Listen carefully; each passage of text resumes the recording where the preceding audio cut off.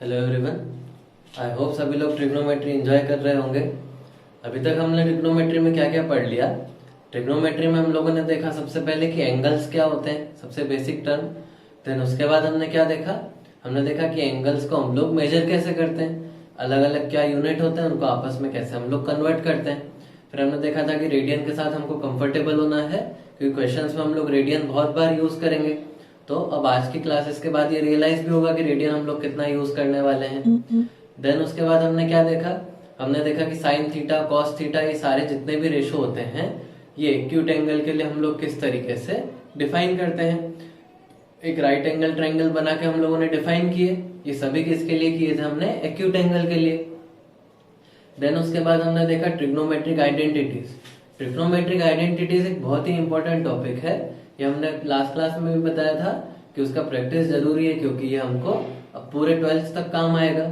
Then हम लोग अब आगे बढ़ते हैं, इसमें आगे के टॉपिक देखते हैं। नेक्स्ट जो हमारा टॉपिक है trigonometric ratios for any angle.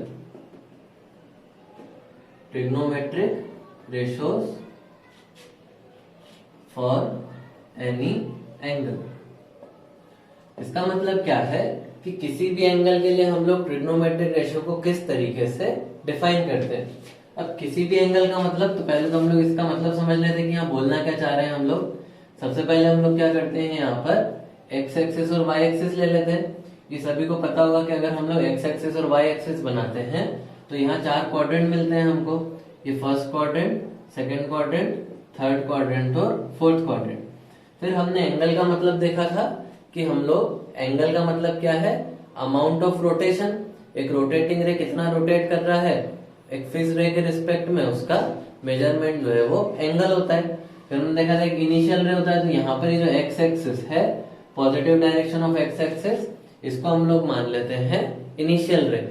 इस इनिशियल रे के रिस्पेक्ट में हम लोग क्या करेंगे, एंगल को मेजर करेंगे। मतलब ये वाला जो एंगल है एक्स एक्सिस वाला, इसको हम लोग मान ले 0 डिग्री। जैसे जैसे हम लोग आगे बढ़ते जाएंगे तो ये कुछ एंगल हम लोग काउंट करते जाएंगे। यहाँ पर आगे तो बन गया 90 डिग्री, देन ऐसे चलते गए ये बन गया 180 degree, then 270 degree, then 360 degree. इस तरीके से हम लोग यहाँ पर एंगल बनाते जा सकते हैं। तो यहाँ पर हम लोग देखते हैं कि एंगल क्या क्या होते हैं, कि हमने पहले भी बेसिक में भी देखा था कि यहाँ पर हम लोग 0 डिग्री बोलते हैं, रेडियन में बोलेंगे तो 0। देन उसके बाद 1 राइट एंगल मतलब π/2 रेडियन। तो यहाँ पर अगर हम लोग रोटेट करके यहाँ पर आ गए positive direction of Y axis पे, तो ये एंगल कितना हो जाएगा π/2 रेडियन। फिर यहाँ आ गए negative direction of x axis पे, तो π/2 में और π/2 ऐड कर देंगे, तो यहाँ एंगल कितना बन जाएगा पाई। देन यहाँ पर एंगल पाई में और π/2 ऐड कर दिया तो बन गया 3π/2। देन यहाँ पर 3π/2 में फिर से π/2 ऐड कर दिया तो यहाँ पर कितना बन जाएगा 2π। तो ऐसे हम लोग एंगल बढ़ाते जा सकते हैं। जैसे अगर हमको 30 डिग्री लिखना है तो 30 डिग्री यहाँ पर कहीं पर आएगा। देन 120 डिग्री लिखना है तो 120 डिग्री यहाँ पर कहीं पर आएगा। देन अगर हमको 210 डिग्री लिखना है तो 210 डिग्री यहाँ पर कहीं पर आएगा। तो ऐसे एंगल्स जो होते हैं तो इनफाइनाइट पॉसिबल है।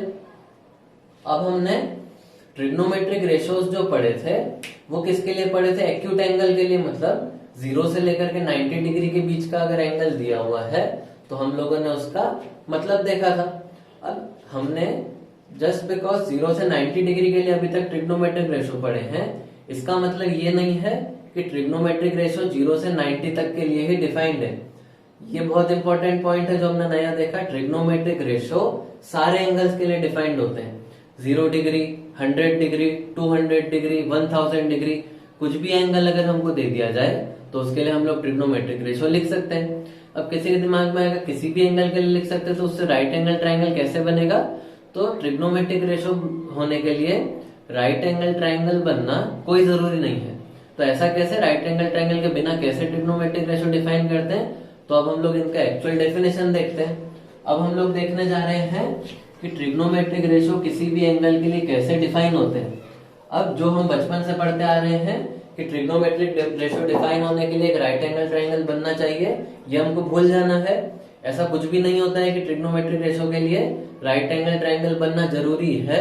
अगर बनता है तो अच्छी बात है, उससे हम कैलकुलेशन कर सकते हैं। नहीं बनता है तो भी कोई दिक्कत नहीं है। अब उसके लिए कैसे हम लोग डिफाइन करते हैं तो एक एक करके देखते हैं।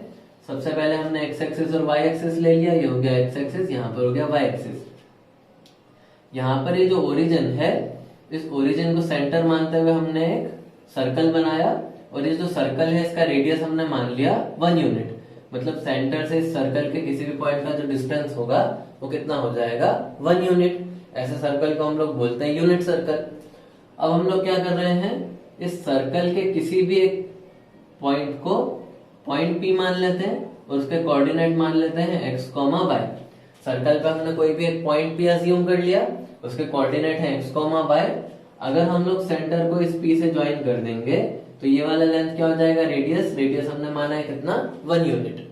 देन ये सभी को पता होगा कि x कोऑर्डिनेट का जो मतलब होता है वो ये वाला डिस्टेंस होता है। ये यहाँ पर x है और y कोऑर्डिनेट का मतलब ये वाला डिस्टेंस होता है, तो यहाँ पर y आ गया।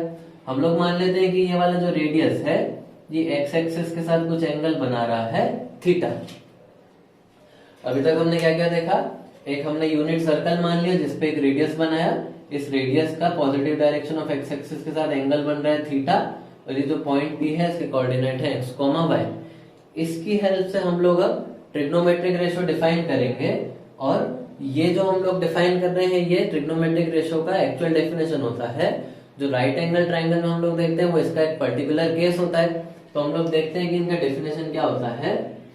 साइन ऑफ थीटा का इस डायग्राम के हिसाब से अगर हम लोग डेफिनेशन देखेंगे तो हो जाएगा y coordinate, then cos theta का इस डायग्राम के हिसाब से देखेंगे वैल्यू तो ये हो जाएगा x कोऑर्डिनेट, tan थीटा का अगर हम लोग वैल्यू देखेंगे तो हो जाएगा y coordinate divide by x coordinate. Coordinate किसका, इस पॉइंट P का, जहां पर भी ये रेडियस जो है सर्कल को इंटरसेक्ट कर रहा है, रेडियस जो कि थीटा एंगल बना रहा है जहां पर सर्कल को इंटरसेक्ट कर रहा है उस पॉइंट P के कोऑर्डिनेट।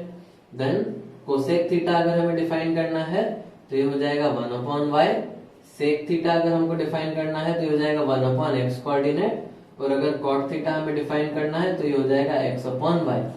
तो ये जो हम लोगों ने देखा, नया चीज देखा, ये एक्चुअल डेफिनेशन होता है ट्रिग्नोमेट्रिक रेशियो का।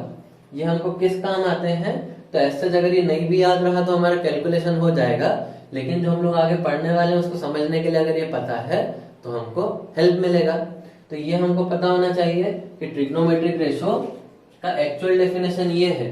ट्रिग्नोमेट्रिक रेशियो जो होते हैं किसी भी एंगल के लिए डिफाइन कर सकते हैं, इसे लिख लो। अब अभी भी जो हमने समझने के लिए एंगल थीटा ले लिया है, कैसा लिया, फर्स्ट क्वाड्रेंट में। अब मान लेते हैं कि यहाँ पर एक हमने सर्कल मान लिया और इस पे एक रेडियस है जो कि मान लेते हैं कि यहाँ से कुछ एंगल बना रहा है 120 डिग्री। इस पॉइंट के कोऑर्डिनेट हम लोग कुछ मान लेते हैं x, y। अब अगर हमसे कोई बोलेगा कि इस साइन ऑफ 120 डिग्री का वैल्यू कितना है, तो हमने क्या डेफिनेशन देखा, ये हो जाएगा y कोऑर्डिनेट, यहाँ पर इस सर्कल का रेडियस कितना है 1 यूनिट, तो साइन थीटा हम लोग बोलेंगे इस पॉइंट का y कोऑर्डिनेट। इसी तरीके से जो हमने डेफिनेशन देखा cos थीटा हम लोग बोलेंगे इस पॉइंट का x coordinate and so on. तो अब यहाँ पर हमें दिख रहा है कि कोई राइट एंगल वगैरह बनना जरूरी नहीं है। इनफैक्ट राइट एंगल में 120 डिग्री एंगल तो हो भी नहीं सकता है, पर यहाँ पर भी हम लोग ट्रिग्नोमेट्रिक रेशियो डिफाइन कर पा रहे हैं, तो ये हमें पता होना चाहिए। इसे भी एग्जांपल करके लिख लो। अब इनका वैल्यू कैसे निकलता है, कोई हमसे बोलेगा बताओ साइन 120 डिग्री का वैल्यू कितना है, कैसे करेंगे, तो ये हम लोग आगे देखेंगे इस तरीके की कैलकुलेशन हम लोग कैसे करते हैं। अभी हम लोग कुछ और कंसेप्ट देखते हैं। अब ये समझने के बाद कि इनका एक्चुअल डेफिनेशन क्या है, अब हम लोग कुछ और कंसेप्ट देख सकते हैं। नेक्स्ट टॉपिक है इसमें sign of trigonometric ratio. Sign of trigonometric ratio, ये साइन ऑफ ट्रिग्नोमेट्रिक रेशियो जो है ये भी इंपॉर्टेंट टॉपिक है, ये हमको आगे बार बार काम आएगा। तो ये जो हम लोग रिजल्ट यहाँ पर अभी लिखेंगे इसको हमें बहुत अच्छे से याद कर लेना है और ये हमें समझ में भी आना चाहिए। अब हम लोग यहाँ पर देखते हैं साइन ऑफ ट्रिग्नोमेट्रिक रेशियो क्या है। हमने देखा कि जो एक्स एक्सिस और वाई एक्सिस होता है ये हमारे क्वाड्रेंट को, प्लेन को 4 क्वाड्रेंट में डिवाइड करता है। First quadrant, second quadrant, third quadrant और फोर्थ क्वाड्रेंट।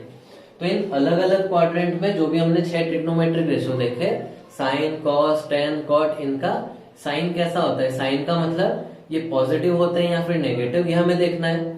अभी तक हम जो देखते थे एक्यूट एंगल के लिए वो हमेशा पॉजिटिव होता था, तो अब हमें याद रखना है अब ऐसा ट्रू नहीं होता है। ट्रिग्नोमेट्रिक रेशो का वैल्यू जैसे साइन ऑफ 120 डिग्री, ये पॉजिटिव भी हो सकता है, नेगेटिव भी हो सकता है।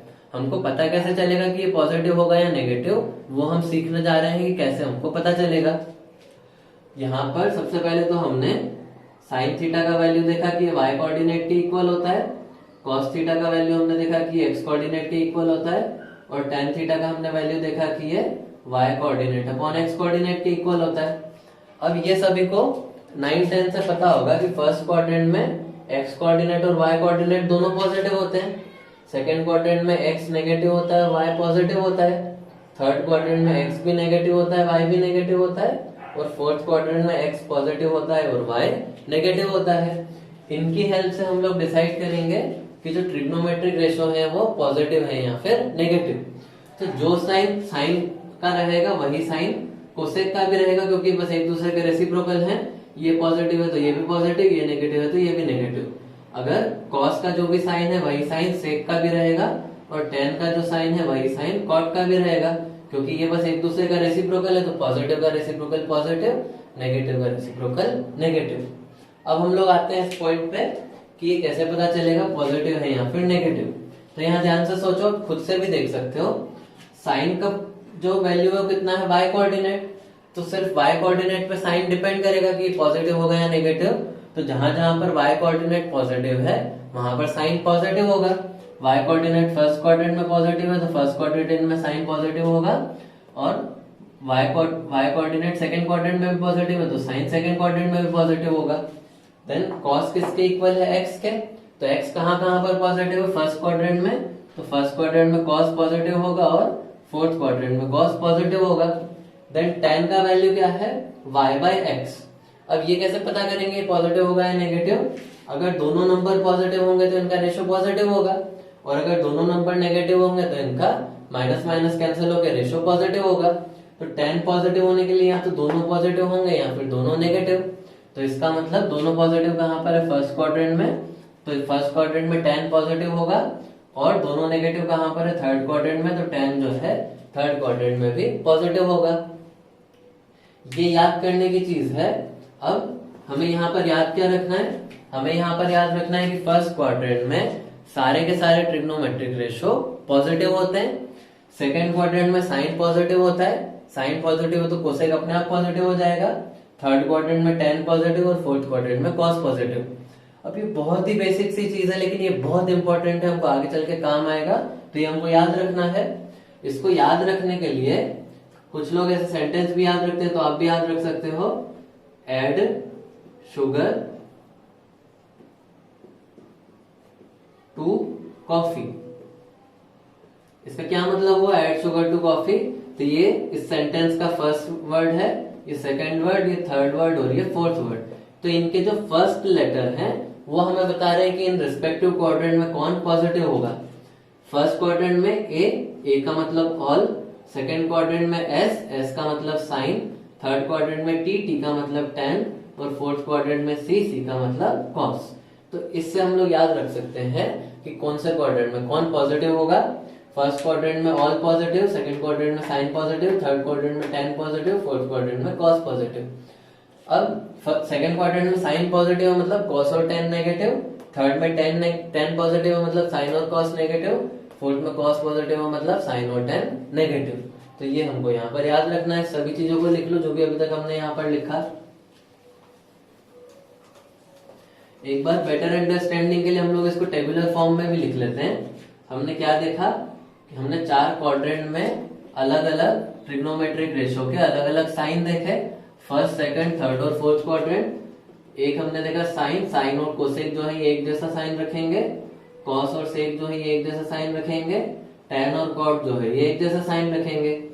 साइन कहाँ कहाँ पर पॉजिटिव होता है, फर्स्ट और सेकंड क्वाड्रेंट में, थर्ड और फोर्थ क्वाड्रेंट में ये नेगेटिव होता है।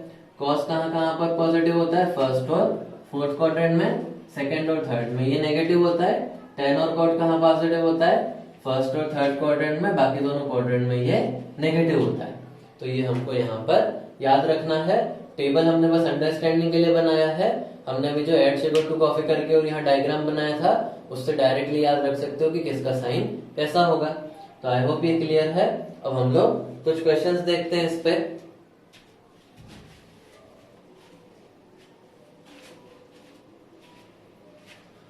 अब हमने जो पढ़ा उस पर बेस्ड हम लोग एक क्वेश्चन सॉल्व करते हैं। यहाँ पर हमें गिवन है कि cot x is equal to 12/5 और x हमें गिवन है बिलोंग्स टू थर्ड क्वाड्रेंट, मतलब x जो है थर्ड क्वाड्रेंट में है। और इसमें क्वेश्चन में हमको बोला है कि बाकी के जितने भी 5 ट्रिग्नोमेट्रिक रेशो हैं उनका वैल्यू हमको कैलकुलेट करना है। अब ऐसे क्वेश्चन हम लोग पहले भी कर चुके हैं कि कोई ट्रिग्नोमेट्रिक रेशो हमको दिया है और उसका वैल्यू हमें, बाकी का ट्रिग्नोमेट्रिक रेशो का वैल्यू हमें कैलकुलेट करना है। तो अभी तक हम लोग जब क्वेश्चन सॉल्व करते थे तो डायरेक्ट उसमें एक ट्राइंगल बनाते थे और उसका बाकी के ट्रिग्नोमेट्रिक रेशो का वैल्यू निकाल लेते थे, प्लस माइनस कुछ नहीं देखना पड़ता था हमको। लेकिन अब जो हम लोग क्वेश्चन सॉल्व करेंगे तो इसमें हमको प्लस और माइनस का भी ध्यान देना पड़ेगा। कैसे? तो ये एक एग्जांपल हम लोग सॉल्व करते हैं, देन इससे समझ में आ जाएगा क्वेश्चन कैसे सॉल्व करना है। यहाँ पर इसको हम लोग सॉल्व करने का तरीका देख रहे हैं, इसमें ऐसा नहीं सोचना है कि एंगल थर्ड क्वाड्रेंट में तो ट्राइंगल कैसे बनेगा, ये हम लोग तरीका देख रहे हैं कैसे क्वेश्चन सॉल्व कैसे करना है, इससे हमेशा आंसर आ जाएगा। कॉट जो होता है इसका डेफिनेशन क्या होता है? Base upon perpendicular. तो हम लोग एक ट्राइंगल मान लेते हैं x, यहाँ पर बेस का कितना वैल्यू हो जाएगा 12 और परपेंडिकुलर हो जाएगा 5। तो ये हो गया 12 और ये 5 और ये पाइथागोरस थ्योरम से √12 प्लस ये हो जाएगा कितना √12 का स्क्वायर प्लस 5 का स्क्वायर, तो इसका वैल्यू आ जाएगा 13। तो ये हमको ट्राइंगल मिल गया। अब इसमें कंफ्यूजन आ सकता है कि x अगर थर्ड क्वाड्रेंट में था तो ट्राइंगल कैसे बनेगा? तो ट्राइंगल नहीं बनेगा, ये बस सॉल्व करने का तरीका है। अब हमारे पास ट्राइंगल आ गया तो बाकी के ट्रिग्नोमेट्रिक रेशो का वैल्यू लिख सकते हैं हम लोग। बाकी के ट्रिग्नोमेट्रिक रेशो कौन कौन से हैं? tan x, sin x, cosec x, cos x और sec x। अब tan का वैल्यू कितना होता है? परपेंडिकुलर बाय बेस, तो हो जाएगा 5/12। तो यहाँ पर हम लोग लिख देंगे इसका वैल्यू कितना है 5/12।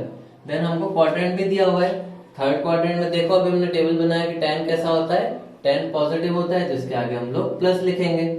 देन साइन क्या होता है? परपेंडिकुलर बाय हाइपोटेनियस, तो हो जाएगा 5/13। देन साइन थर्ड क्वाड्रेंट में कैसा होता है? नेगेटिव, तो इसके लिए हमको एक आगे माइनस लगाना पड़ेगा। तो ये हमको ध्यान देना है। अभी तक हम लोग जब क्वेश्चन करते थे तो प्लस माइनस के लिए कुछ नहीं सोचते थे, लेकिन अब हमको सोचना पड़ेगा। अभी तक 10th तक जब ऐसे सवाल किए होंगे तो ऐसा कुछ कंसेप्ट नहीं होता था, पर अब हम लोग इसमें प्लस माइनस का भी ध्यान देंगे। कोसेक एक्स क्या हो जाएगा? साइन का रेसिप्रोकल, मतलब -13/5। कॉस क्या होता है? बेस अपॉन हाइपोटेनियस, तो हो जाएगा 12/13। और थर्ड क्वाड्रेंट में कॉस कैसा होता है? नेगेटिव, तो आगे आ जाएगा माइनस। देन सेक इसका रेसिप्रोकल, तो -13/12। तो ये इसका आंसर हो गया। अब यहाँ पर ये ट्रिग्नोमेट्री में अभी तक हमने जो चीजें पढ़ी थी उनमें से काफी सारी बेसिक चीजें 9-10 में पढ़ के भी आ चुके हो, तो थोड़ा सा लगता है कि हाँ कंफर्टेबल है। लेकिन अब हम लोग जो चीजें पढ़ रहे हैं ये सारी नई चीजें हैं, तो इसमें थोड़ा सा हमको पेशेंस के साथ काम लेना पड़ेगा। इसमें क्वेश्चन प्रैक्टिस करो, क्वेश्चन प्रैक्टिस करते करते कंफर्टेबल होते जाओगे कि ट्रिग्नोमेट्री बहुत बड़ा टॉपिक है और अब हम लोग इसमें सारी नई चीजें देखने वाले हैं। अब पुराना जैसा नहीं रहेगा, जैसे ट्रिग्नोमेट्रिक आइडेंटिटीज हो गया, तो क्वेश्चन प्रैक्टिस करते जाओगे तो आसान सा ही चैप्टर लगेगा, कोई दिक्कत नहीं है। हम लोग ऐसे और क्वेश्चन करते हैं, आपको समझ में आ गया होगा। वैल्यू के साथ साथ अब हमको साइन का भी यहाँ पर ध्यान रखना है, तो हम लोग कुछ और क्वेश्चन प्रैक्टिस करते हैं इसमें, जिससे इससे कंफर्टेबल हो जाओगे।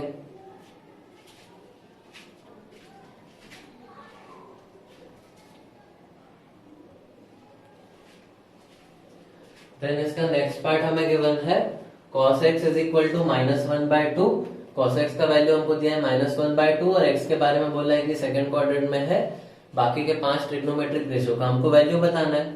अब इसको वीडियो पॉज करके खुद से ट्राई करो, देन यहाँ पर चेक करो कि अभी समझ में आया है या नहीं। होता है तो बहुत अच्छी बात है, नहीं होता है तो फिर से यहाँ पर समझ लो इसे। अच्छा, यहाँ पर जो वैल्यू है नेगेटिव दिया हुआ है, तो ट्राइंगल बनाते समय इस नेगेटिव का कुछ नहीं करना है, बस इसको cos का वैल्यू क्या होता है? cos होता है बेस अपॉन हाइपोटेनियस, तो बेस लेना है 1, हाइपोटेनियस 2। माइनस का अभी कुछ नहीं करना है, जब वैल्यू लिखेंगे तो क्वाड्रेंट के हिसाब से वो प्लस माइनस बाद में ही देखेंगे। अब इसको खुद से ट्राई करो, देन यहाँ सॉल्यूशन देखो। फिर से हम लोग एक ट्राइंगल बनाएंगे, यहाँ पर ले लेंगे x, cos होता है बेस अपॉन हाइपोटेनियस, तो यहाँ पर बेस हो गया 1, हाइपोटेनियस हो गया 2, तो परपेंडिकुलर कितना हो जाएगा? √2 का स्क्वायर -1 का स्क्वायर, तो ये आ गया √3। अब हम लोग बाकी के ट्रिग्नोमेट्रिक रेशो निकाल सकते हैं। कौन कौन से रेशो निकालने हैं हमको? sin x, cosec x, cos x, sec x and last इसमें हमको कैलकुलेट जो कॉस तो हमको दिया हुआ है sec X, tan X and cot X, ये हमको कैलकुलेट करना है यहाँ पर। तो साइन का वैल्यू कितना होता है, परपेंडिकुलर अपॉन हाइपोटेनियस, परपेंडिकुलर कितना है √3, हाइपोटेनियस कितना है 2, तो हो जाएगा √3/2। देन कौन सा क्वाड्रेंट है, सेकंड, सेकंड क्वाड्रेंट में साइन कैसा होता है, पॉजिटिव, तो इसके आगे हम लोग प्लस लिखेंगे। देन कोसेक क्या होता है, साइन का रेसिप्रोकल, तो ये आ जाएगा 2/√3। सेक क्या होता है, कॉस का रेसिप्रोकल, तो डायरेक्ट यहाँ से -2 भी लिख सकते हैं, बस इसका उल्टा। tan क्या होता है, परपेंडिकुलर अपॉन बेस, तो ये हो जाएगा √3/1। देन क्वाड्रेंट कौन सा है, सेकंड क्वाड्रेंट, सेकंड क्वाड्रेंट में tan कैसा होता है, नेगेटिव, तो यहाँ लिख देंगे माइनस, कॉट इसका रेसिप्रोकल, तो आ जाएगा -1/√3। तो इसका आंसर हो गया। आई होप अभी सभी को ये क्लियर है।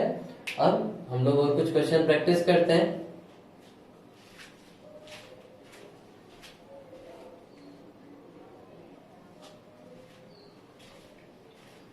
नेक्स्ट क्वेश्चन हमें गिवन है, if sin x is equal to 12/13 and x lies in second quadrant, find the value of sec x plus tan x। तो अब ये भी अब तो होना चाहिए, हमने इतने क्वेश्चन प्रैक्टिस किए। वीडियो पॉज करके इसे ट्राई करो, देन यहाँ पर सॉल्यूशन देखो। sin x का वैल्यू दिया हुआ है, x का क्वाड्रेंट दिया हुआ है, sec और tan का वैल्यू निकाल के यहाँ रख दो, बस आंसर आ जाएगा। अब यहाँ पर चेक कर लो अपना सॉल्यूशन ठीक है या नहीं। सबसे पहले हम लोग एक ट्राइंगल बना लेते हैं। ये हो गया x, साइन क्या होता है, परपेंडिकुलर अपॉन हाइपोटेनियस, तो परपेंडिकुलर हो गया 12, हाइपोटेनियस हो गया 13। ये हम लोग पाइथागोरस थ्योरम से निकाल सकते हैं, √13 का स्क्वायर -12 स्क्वायर, तो इसका मतलब ये आ जाएगा 5। अब सेक एक्स लिखते हैं हम लोग। सेक एक्स क्या होता है, हाइपोटेनियस अपॉन बेस, हाइपोटेनियस कितना है 13, बेस कितना है 5, तो सेक एक्स का वैल्यू आ गया 13/5। देन tan x क्या होता है, परपेंडिकुलर अपॉन बेस, परपेंडिकुलर कितना है 12, बेस कितना है 5। हमसे दोनों का एडिशन पूछा है, तो sec X plus tan x, इसको ऐड करके बताना है आंसर कितना है, तो ये हो जाएगा 13/5 प्लस 12/5। डिनोमिनेटर सेम है तो न्यूमरेटर डायरेक्टली ऐड हो जाएगा, 13 प्लस 12 कितना हो जाएगा 25/5, तो हमारे पास आंसर आ गया 5। अच्छा एक चीज यहाँ पर और, ये क्वाड्रेंट कौन सा था, सेकंड क्वाड्रेंट, तो सेकंड क्वाड्रेंट में सेक कैसा होता है, ये तो नेगेटिव हो जाएगा और tan भी नेगेटिव हो जाएगा, तो यहाँ पर हमको माइनस और यहाँ पर भी माइनस लगाना पड़ेगा, तो आंसर इसका -5 हो जाएगा। ये हमको सेक और tan का वैल्यू मिल गया और यहाँ पर आगे सेकंड क्वाड्रेंट के कारण हमको माइनस लगाना पड़ा। सेकंड में सेक भी नेगेटिव tan भी नेगेटिव, तो आंसर जो है इसका -5 होगा। तो आई होप ये क्लियर है, इसको लिख लो सभी लोग।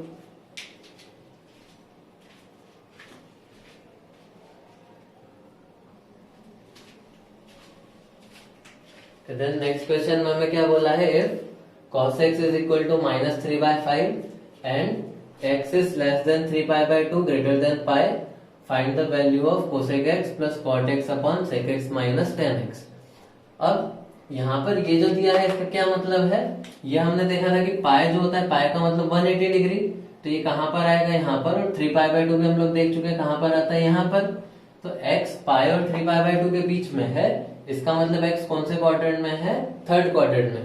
तो ये लिखने का मतलब क्या है कि x थर्ड क्वाड्रेंट में है, cos x का वैल्यू -3/5 है, तो बताओ इसका वैल्यू कितना होगा। अब ये भी सॉल्व होना चाहिए, इसको वीडियो पॉज करके खुद से ट्राई करो, देन यहाँ पर इसका आंसर देखो। तो हम लोग इसे सॉल्व करते हैं। cos का वैल्यू दिया है -3/5। cos का डेफिनेशन क्या होता है, बेस अपॉन हाइपोटेनियस।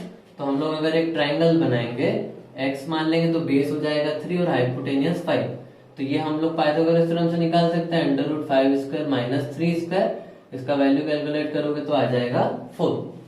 अब क्या क्या चाहिए हमको, कोसेक एक्स चाहिए, तो कोसेक एक्स जो होता है इसका डेफिनेशन होता है हाइपोटेनियस अपॉन परपेंडिकुलर, तो ये हो गया 5/4। और क्वाड्रेंट कौन सा है, थर्ड क्वाड्रेंट, थर्ड में कोसेक कैसा होता है, नेगेटिव, तो यहाँ पे लिखना पड़ेगा -5/4। देन कॉट एक्स लिखते हैं। कॉट एक्स जो होगा ये कितना हो जाएगा, ये हो जाएगा बेस अपॉन परपेंडिकुलर, बेस कितना है यहाँ पर 3 और परपेंडिकुलर कितना है 4। देन थर्ड क्वाड्रेंट में कॉट कैसा होता है, पॉजिटिव, तो यहाँ पर लिख देंगे +3/4। उसके बाद और क्या क्या चाहिए, सेक एक्स, सेक तो डायरेक्ट इसका रेसिप्रोकल हो जाएगा, तो इसका उल्टा हो जाएगा -5/3। देन हमको किसका वैल्यू चाहिए, tan x का, tan क्या हो जाएगा, कॉट का रेसिप्रोकल, तो ये हो जाएगा 4/3। अब ये सारे वैल्यू हम लोग यहाँ पर सब्स्टिट्यूट कर देंगे तो इससे आंसर आ जाएगा। कितना मिलेगा आंसर देख लेते हैं हम लोग। कोसेक एक्स का वैल्यू हमने रखा -5/4 प्लस कॉट एक्स का वैल्यू रखा 3/4 डिवाइड बाय सेक एक्स का वैल्यू रखा -5/3 माइनस tan एक्स का वैल्यू रखा 4/3। इसको हम लोग सिंप्लीफाई कर लेते हैं, जो भी मिलेगा वो हमारा फाइनल आंसर हो जाएगा। तो ये कितना हो जाएगा -5 + 3 होल डिवाइड बाय 4 और पूरे के डिवाइड में आ जाएगा -5 - 4 होल डिवाइड बाय 3। -5 + 3 कितना हो जाएगा -2 डिवाइड में आ जाएगा 4 -5 - 4 कितना हो जाएगा -9 डिवाइड बाय 3। तो माइनस माइनस कैंसिल हो गया, ये 2 इसको कैंसिल करके 2 बना देगा 4 को, ये इसको बना देगा 3। ये दोनों आपस में मल्टीप्लाई होंगे तो बन गया 1/2 × 3, तो आंसर आ गया 1/6। तो इसका क्वेश्चन का आंसर कितना हो गया 1/6। तो ये हमने क्वाड्रेंट पे बेस्ड काफी क्वेश्चन कर लिए, देखा कि कैसे हम लोग, अब हमको वैल्यू के साथ साथ साइन का भी ध्यान रखना है। तो ये था साइन ऑफ ट्रिग्नोमेट्रिक रेशियो का मतलब। आई होप इतना क्लियर है। हमने काफी क्वेश्चन भी प्रैक्टिस किए, कुछ होमवर्क में भी इसके क्वेश्चन रहेंगे तो वो भी कर लेना सॉल्व। अब हम लोग आगे टॉपिक पे आते हैं। नेक्स्ट हमारा टॉपिक जो रहेगा, नेक्स्ट हम लोग देखेंगे कि नेगेटिव एंगल्स के लिए ट्रिग्नोमेट्रिक रेशियो का वैल्यू हम लोग कैसे लिखते हैं। अभी हमने थोड़ी देर पहले देखा था कि ऐसा जरूरी नहीं है कि ट्रिग्नोमेट्रिक रेशियो का वैल्यू लिखने के लिए कोई ट्राइंगल बनना चाहिए, राइट एंगल ट्राइंगल। हम लोग किसी भी एंगल के लिए लिख सकते हैं। तो किसी भी एंगल का मतलब हम लोग नेगेटिव के लिए भी लिख सकते हैं। अब नेगेटिव के लिए कैसे लिखते हैं, तो उसके लिए 3 बहुत ही सिंपल से फॉर्मूले हैं, वो हमको याद रखना है। अब सोचो कि सर इतने सारे फॉर्मूले पहले ही तो हमने पढ़े थे, 3 फॉर्मूले और आ गए। तो ये 3 फॉर्मूले तो कुछ नहीं, आगे बहुत सारे फॉर्मूले आएंगे। तो इसका अगर टेंशन ले रहे हो तो मतलब अभी तक बात नहीं मानी है मेरी। पहले ही बता चुका हूँ कि एक पेज पे सारे फॉर्मूले साथ में लिखते जाना है, तो उसको लिखते जाओ और डेली डेली ये फॉर्मूले हमको याद करते जाने हैं और उस पर क्वेश्चन प्रैक्टिस करना है। तो अब हम लोग नेक्स्ट टॉपिक पे आते हैं। नेक्स्ट टॉपिक है हमारा ट्रिग्नोमेट्रिक रेशियोज।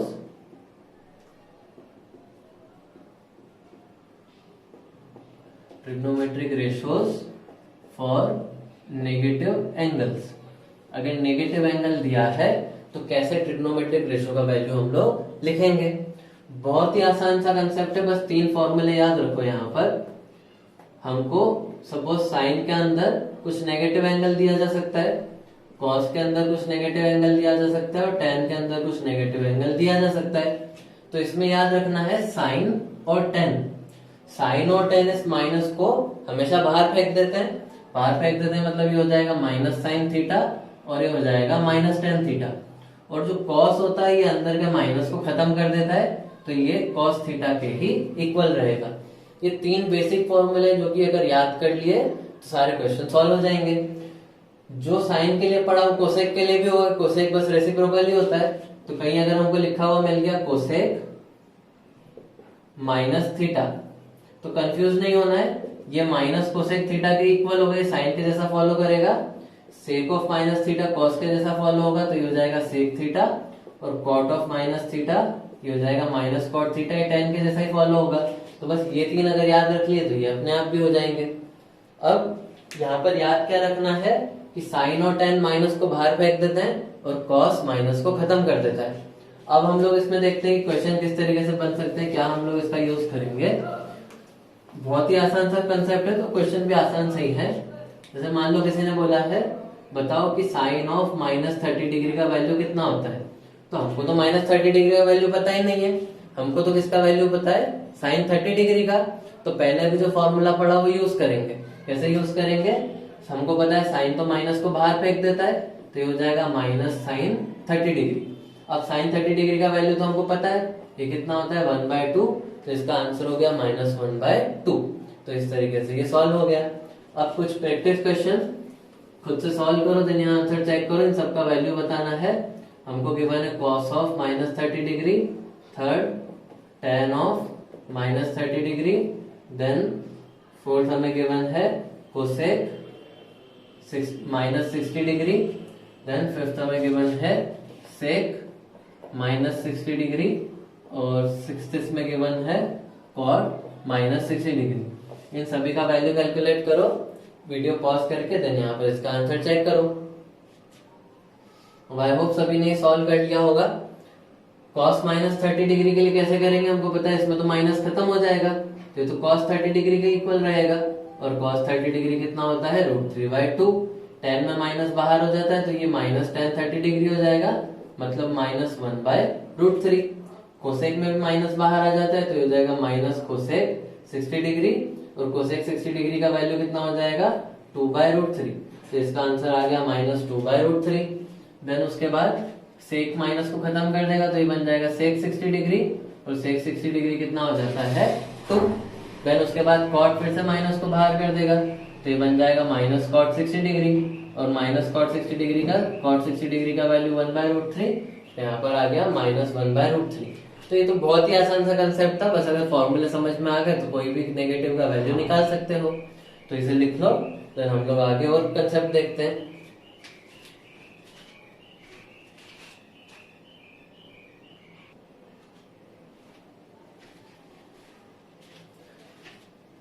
तो अभी तक हमने क्या क्या देख लिया, अभी तक हमने काफी सारी नई चीजें देख ली।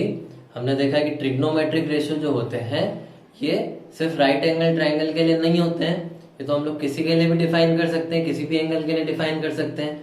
फिर हमने देखा कि कैसे उसे डिफाइन करते हैं, उनका डेफिनेशन देखा। फिर हमने अलग अलग क्वाड्रेंट में ट्रिग्नोमेट्रिक रेशियोज का साइन देखा, उस पर हमने कुछ क्वेश्चन प्रैक्टिस किए। फिर उसके बाद हमने देखा नेगेटिव एंगल के लिए कैसे ट्रिग्नोमेट्रिक रेशियो का वैल्यू लिखते हैं, उस पर हमने कुछ क्वेश्चन प्रैक्टिस किए। अब इसमें हम लोग एक और कंसेप्ट देखते हैं, relation between trigonometric ratio for complementary angle. Complementary angle का मतलब क्या होता है, दो ऐसे एंगल जिनका सम कितना है 90 डिग्री। जिन लोगों ने 10th में स्टेट बोर्ड से पास किया होगा उन लोगों ने ये फॉर्मूले पहले से भी पढ़े होंगे, और सीबीएसई वालों ने शायद नहीं पढ़े होंगे।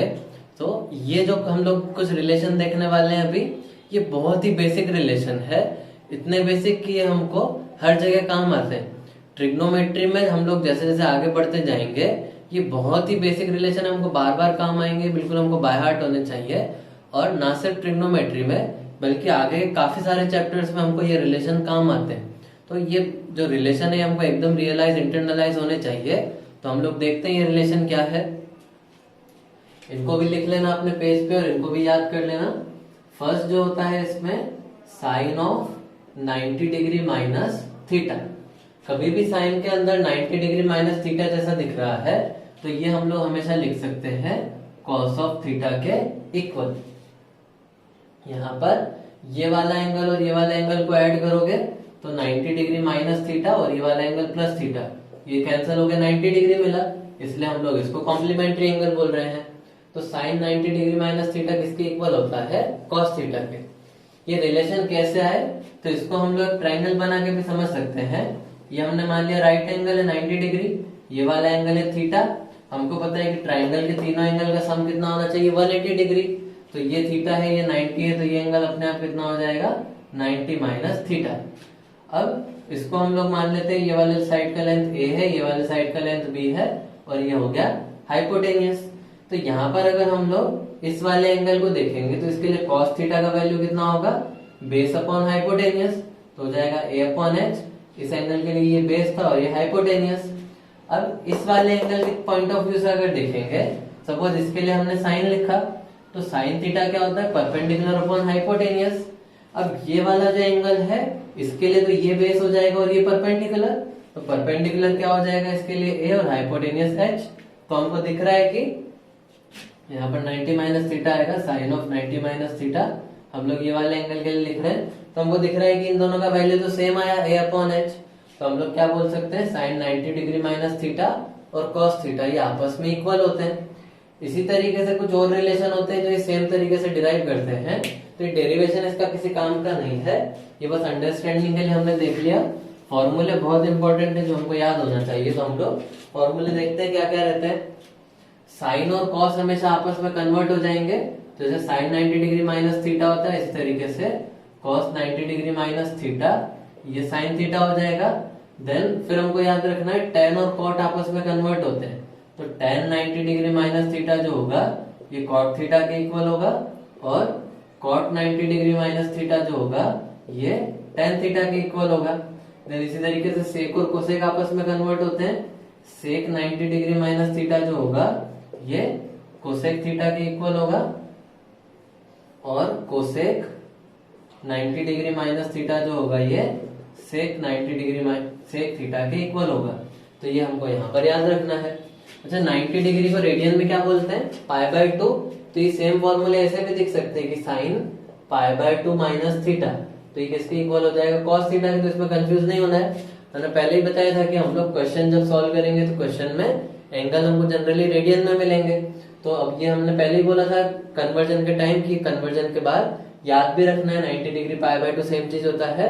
तो इसी की यही सेम फॉर्मूला ऐसे भी लिख सकते हैं, ये cos π/2 माइनस थीटा लिख सकते हैं equal to sine theta, tan π/2 minus theta cot theta, cot π/2 minus tan theta. इसी तरीके से बाकी सबके लिए भी बोल सकते हैं। तो ये फॉर्मूले हमको याद रखना है। तो इसमें क्वेश्चन किस तरीके से बनते हैं? तो पहले हम लोग कुछ बेसिक क्वेश्चन देखते हैं, देन कुछ अच्छे क्वेश्चन देखते हैं जिसमें हमको थोड़ा सा सोचना पड़े। फॉर्मूले सारे वीडियो पॉज करके लिख लो। सपोज हमको क्वेश्चन बोला है find the value of, question is find the value of sine 40 degree divide by cos 50 degree. हमसे बोला है कि बताओ इसका वैल्यू कितना होता है। अब यहाँ पर कैसे करेंगे इस तरीके क्वेश्चन? यहाँ पर ध्यान देने वाली चीज ये है कि 40 और 50 को अगर ऐड कर दिया तो आंसर क्या आएगा? 90 डिग्री। तो ये एंगल कैसे है आपस में? कॉम्प्लीमेंट्री। तो कहीं पर भी हमको दिख रहा है कि कॉम्प्लीमेंट्री एंगल का सेट दिख रहा है, एंगल जो है एक दूसरे के कॉम्प्लीमेंट्री है, तो अभी जो हमने फॉर्मूले पढ़े वो अप्लाई कर सकते हैं। कैसे करेंगे? तो ये जो 40 डिग्री है इसको क्या लिख सकते हैं हम लोग? 40 डिग्री को हम लोग 90 डिग्री माइनस 50 डिग्री भी बोल सकते हैं, डिवाइड में आ जाएगा cos 50 डिग्री। अब हमने पढ़ा था साइन 90 माइनस थीटा किसके इक्वल होता है? cos थीटा के। यहाँ थीटा कितना है? 50 डिग्री, तो cos 50 डिग्री के इक्वल हो जाएगा और डिवाइड में एक cos 50 डिग्री पहले से भी, दोनों कैंसिल, तो आंसर कितना आ गया इसका? 1। तो इस तरीके से हम लोग इस टाइप के फॉर्मूले अप्लाई करते हैं और क्वेश्चन में हम लोग सोचते हैं। यहाँ पर दिख रहा था कि दोनों एंगल का सम 90 है, तो इसको 40 को लिख दिया 90 माइनस 50 में कन्वर्ट हो गया sine 90 minus theta cos theta, cos 50 cancel, answer आ गया 1। तो अब हम लोग कुछ और क्वेश्चन देखते हैं ऐसे, उसको वीडियो पॉज करके खुद से ट्राई करना है, देन यहाँ पर सोल्यूशन देखना है।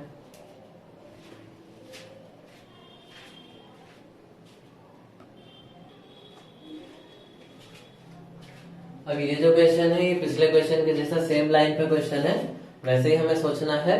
तो अब यहाँ पर वीडियो पॉज करो, इसको ट्राई करो, आंसर कैलकुलेट करो, देन यहाँ पर चेक करो सही है या नहीं है। अब हम लोग इसे सॉल्व करते हैं। यहाँ पर भी हमको क्या दिख रहा है? 54 प्लस 36 कितना होगा? 90, और 20 प्लस 70 कितना होगा? 90। तो लास्ट क्वेश्चन के जैसे यहाँ पर भी हम लोग इसे कन्वर्ट कर सकते हैं। तो इसको हम लोग लिख लेते हैं cot 54 को लिख लेते हैं 90 डिग्री माइनस 36 डिग्री, डिवाइड में tan 36 डिग्री, प्लस में आ जाएगा, इसको हम लोग लिख लेते हैं tan 20 को लिख लेते हैं 90 डिग्री माइनस 70 डिग्री, और डिवाइड में cot 70 डिग्री। फिर हमें क्या पता है cot 90 माइनस थीटा कितना होता है? tan theta. तो ये बन जाएगा tan 36 degree divide by tan 36 degree, plus में आ जाएगा tan 90 माइनस थीटा कितना होता है? cot theta. तो ये बन जाएगा cot 70 degree divide by cot 70 degree. अब ये दोनों कैंसिल हो गए, 1 बन गए, प्लस ये दोनों कैंसिल हो गए, 1 बन गए, तो 1 + 1 कितना हो गया? 2। तो इसका आंसर कितना हो गया? 2। तो ये सॉल्व हो गया। तो आई होप ये सभी को समझ में आ रहा होगा किस तरीके से क्वेश्चन सॉल्व करना है। देन और क्वेश्चन हम लोग प्रैक्टिस करते हैं जिससे कि आप लोग इससे कंफर्टेबल हो जाओ। नेक्स्ट क्वेश्चन हमें बताना है find the value of tan 1 degree into tan 89 degree. अब इसको भी वीडियो पॉज करके खुद से ट्राई करो, देन यहाँ पर इसका सॉल्यूशन देखो, इसका आंसर न्यूमेरिकल वैल्यू बताना है कि कितना होगा। तो आई होप सभी ने सॉल्व किया होगा। आंसर जो है इसका 1 आएगा। हम लोग देखते हैं कैसे। यहाँ पर फिर से क्या दिख रहा है? इन दोनों एंगल का सम कितना है? 90। तो ये कॉम्प्लीमेंट्री एंगल बन रहे हैं, तो किसी भी एक को दूसरे में कन्वर्ट कर लेते हैं। tan 1 डिग्री, और इसको हम लोग लिख लेते हैं 89 को क्या लिख सकते हैं? 90 डिग्री माइनस 1 डिग्री। तो ये बन जाएगा tan 1 degree into tan 90 minus theta कितना होता है? cot theta. तो ये बन गया cot 1 डिग्री। अब हमको पता है tan और cot एक दूसरे का रेसिप्रोकल होते हैं, इसको ऐसे भी लिख सकते हैं tan 1 degree into 1/tan 1 degree. cot जो होता है ये 1/tan होता है, दोनों कैंसिल हो गए, तो आंसर आ गया 1। तो इसका आंसर कितना हो गया? 1। तो ये सॉल्व हो गया। देन इसी लाइन पे इस पे एक और क्वेश्चन करते हैं। अभी नेक्स्ट क्वेश्चन भी सॉल्व होना चाहिए, वीडियो पॉज करके उसे भी ट्राई करना। नेक्स्ट क्वेश्चन लिखो find the value of tan 1 degree into ten 2 degree into ten 3 degree, ऐसे करते करते मल्टीप्लाई हम लोग करते जा रहे हैं tan 88 degree into tan 89 degree. इन सारे टर्म्स का हमको प्रोडक्ट बताना है कि किसके इक्वल होगा। अब इसको वीडियो पॉज करके ट्राई करो, देन हम लोग यहाँ पर सॉल्व करते हैं। अब फिर से यहाँ पर ये बिल्कुल लास्ट क्वेश्चन जैसे ही करना है। हमको पता है tan 1 डिग्री और tan 89 डिग्री, इन दोनों का प्रोडक्ट कितना होगा 1। ये भी हमने लास्ट क्वेश्चन सॉल्व किया। इसी तरीके से tan 2 डिग्री और tan 88 डिग्री भी 1 हो जाएंगे। इसको हम लोग लिख सकते हैं tan 90 माइनस 2 डिग्री और tan 90 minus theta cot theta हो जाएगा, तो cot 2 डिग्री। cot को हम लोग 1/tan 2 डिग्री लिख सकते हैं, तो ये दोनों भी कैंसिल। तो ऐसे करते करते इसमें सारे टर्म आपस में कैंसिल हो जाएंगे। 3 87 वाले से कैंसिल हो जाएगा, 4 86 वाले से कैंसिल हो जाएगा। ऐसे करते करते सारे टर्म आपस में कैंसिल हो जाएंगे और सब हमको क्या दे देंगे, वैल्यू 1। एक चीज ध्यान देने वाले है कि बीच में एक टर्म बचेगा tan 45 डिग्री, ये किसी से कैंसिल नहीं होगा क्योंकि इसका कोई पेयर नहीं बन रहा है, तो इसका अलग से वैल्यू रख देंगे। tan 45 डिग्री कितना होता है 1, तो इसका मतलब इसमें क्या मल्टीप्लाई हो रहा है, एक 1 ही मल्टीप्लाई हो रहा है। तो ये 1 इंटू 1 इंटू 1 लिखा हुआ है, तो आंसर कितना आ जाएगा इसका 1। यहाँ पर हमने क्या किया, यहाँ पर इस तरीके से हम लोग पेयर बनाते गए जिनका वैल्यू 1 आता गया। tan 1 into tan 89 1, tan 2 into tan 88 1, tan 3 into tan 87 1। ऐसे करते करते सारे पेयर हमको 1 देते गए। 1 को कितनी भी बार आपस में मल्टीप्लाई करेंगे तो 1 ही आएगा। बीच में एक टर्म बचेगा tan 45 डिग्री वाला, उसका भी वैल्यू 1 है, तो सबका आंसर कितना हो गया हमको मल्टीप्लाई करके 1। तो ये सॉल्व हो गया। अब इसी तरीके से कुछ और भी इसमें क्वेश्चन बनते हैं जो हमें पता होने चाहिए। नेक्स्ट क्वेश्चन लिखो। क्वेश्चन हमको दिया हुआ है sign square 5 degree plus sine square 85 degree. इसका हमको वैल्यू बताना है कि कितना होगा। तो यहाँ पर फिर से वीडियो पॉज करके ट्राई करो, आंसर इसका 1 आया होगा। हम लोग सॉल्व करते हैं। ये हो गया साइन स्क्वायर 5 डिग्री प्लस 85 को लिख सकते हैं हम लोग 90 माइनस 5। तो ये कितना बन गया, sine square 5 degree plus sine 90 minus theta कितना होता है कॉस थीटा, तो ये बन गया cos square 5 degree. Then sine square theta plus cos square theta कितना होता है 1, तो इसका आंसर भी कितना आ गया 1। तो आई होप ये इतना समझ में आया है। अब हम लोग सेम लाइन पे एक क्वेश्चन और सॉल्व करते हैं।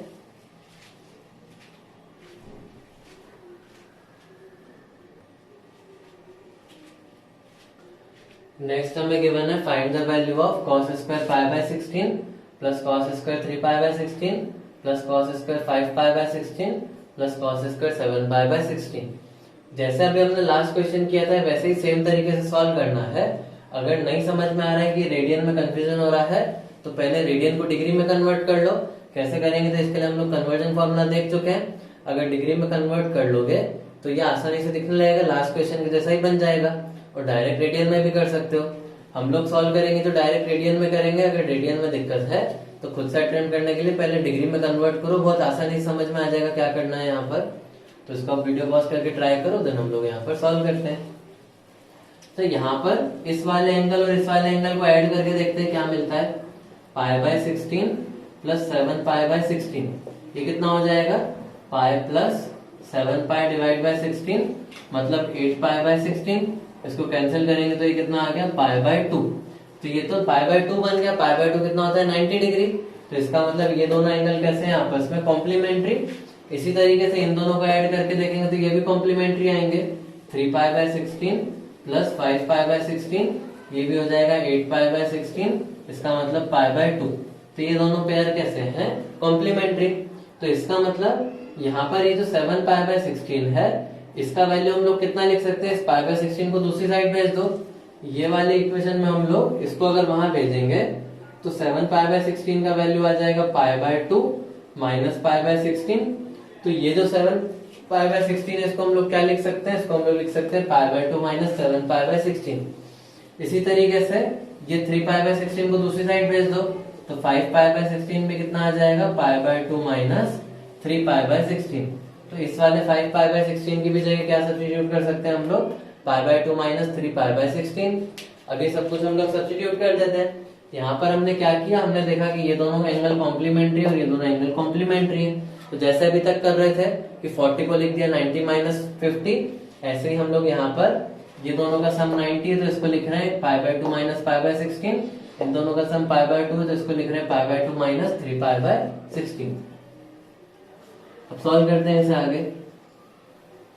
तो हमने यहाँ पर देखा ये कितना बन जाएगा, cos square pi by 16 plus cos square 3 pi by 16। इसको हम लोग लिख लेंगे cos square pi by 2 minus ये वाला एंगल और ये वाला एंगल कॉम्प्लीमेंट्री से, तो ये बन जाएगा 3 पाई बाय 16, देन प्लस ये वाला और फर्स्ट वाला कॉम्प्लीमेंट्री से, तो ये बन जाएगा cos square pi by 2 minus pi by 16। अब cos pi by 2 minus theta कितना होता है, साइन थीटा, तो इसको हम लोग क्या लिख सकते हैं, cos square pi by 16 plus cos square 3 pi by 16 plus में ये बन जाएगा साइन स्क्वायर 3 पाई बाय 16, ये formula cos 90 minus theta sine theta, और ये बन जाएगा साइन स्क्वायर 3 पाई बाय 16 और ये बन जाएगा साइन स्क्वायर पाई बाय 16। तो अब देखेंगे तो cos square theta plus sign square theta, इसका वैल्यू 1 हो गया। ये भी cos square theta plus sign square theta, ये भी 1 हो गया। तो 1 + 1 कितना आ गया, 2। तो ये इसका आंसर हो गया। तो यहाँ पर भी हमने सेम कंसेप्ट अप्लाई किया, बस अभी रेडियन में किया है। तो रेडियन जो कि फर्स्ट टाइम कर रहे हो तो इसको समझने में दिक्कत होगा, तो इसको दोबारा से भी देख सकते हो, नहीं तो इसको डिग्री में कन्वर्ट करोगे तो आसानी से सॉल्व हो जाएगा। कभी भी रेडियन में कन्वर्जन करने में दिक्कत आ रहा है तो इसको डिग्री में कन्वर्ट कर लो। और रेडियन का आदत तो हमें होना ही चाहिए, क्योंकि आगे इसी में कैलकुलेशन करना पड़ेगा। तो आज हम लोग इतना ही करते हैं, अब इस पे क्वेश्चन अच्छे से प्रैक्टिस करो। नेक्स्ट क्लास में हम लोग आगे कंटिन्यू करेंगे। आज हमने क्या क्या देखा, ट्रिग्नोमेट्रिक रेशियो का एक्चुअल डेफिनेशन क्या होता है, कैसे अलग अलग क्वाड्रेंट में उनका साइन देखते हैं, नेगेटिव एंगल के लिए कैसे हम लोग ट्रिग्नोमेट्रिक रेशियो डिफाइन करते हैं, और कॉम्प्लीमेंट्री एंगल के रेशियो में क्या रिलेशन होता है, सब कुछ हमने देखा। इसको अच्छे से पढ़ो, अच्छे से एंजॉय करके सबको समझो, सब पे क्वेश्चन प्रैक्टिस करो। नेक्स्ट क्लास में हम लोग आगे पढ़ाई करते हैं।